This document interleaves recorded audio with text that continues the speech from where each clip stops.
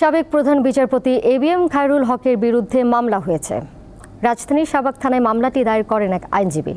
অন্যদিকে অবসরপ্রাপ্ত ৩ প্রধান বিচারপতি সহ ৭ বিচারপতির বিরুদ্ধে হাইকোর্টে আদালত অবমাননার অভিযোগ এনেছেন আরেক আইনজীবী। অবসরপ্রাপ্ত প্রধান বিচারপতি এবিএম খায়রুল হক তিনি তত্ত্বাবধায়ক সরকার ব্যবস্থা বাতিলের রায় দেন। অবসরে যাওয়ার ১৬ মাস পর তিনি আদালতে ঘোষিত রায় পরিবর্তন করে সমালোচনার জন্ম দেন। এর পুরস্কার হিসেবে প্রধান বিচারপতির পদ থেকে অবসরে যাওয়ার পর টানা আইন কমিশনের চেয়ারম্যানের পদ পান। সরকার পরিবর্তনের পর তিনি আইন কমিশনের পদ ছেড়েছেন, কিন্তু তাতে রেহাই পাচ্ছেন না সাবেক এই প্রধান বিচারপতি। রাজধানীর শাহবাগ থানায় খায়রুল হকের বিরুদ্ধে মামলা দায়ের করেন সুপ্রিম কোর্টের এক আইনজীবী।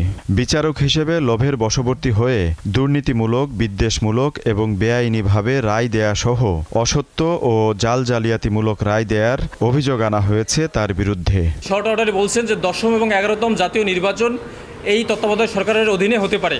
পরবর্তীতে তিনি সেই রায় পরিবর্তন করে তার অবসরের ১৬ মাস পরে তিনি গিয়ে আবার রায় লিখেছেন যে না, এই ব্যবস্থার সুযোগ নাই। এই রায় পরিবর্তনটা দণ্ডবিধির ২১ এবং ৪৬৬ দ্বারা একটি সুনির্দিষ্ট অপরাধ।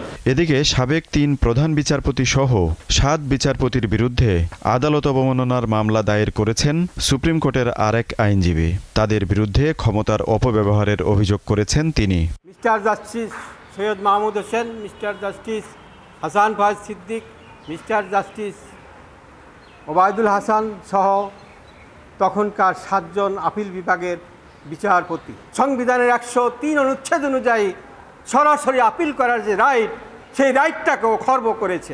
অবসরপ্রাপ্ত বিচারপতিদের বিরুদ্ধে আনা আদালত অবমাননার অভিযোগের শিগগিরই শুনানি হবে বলে জানান এই আইনজীবী। আজিজুল ইসলাম, দীপ্ত সংবাদ, ঢাকা।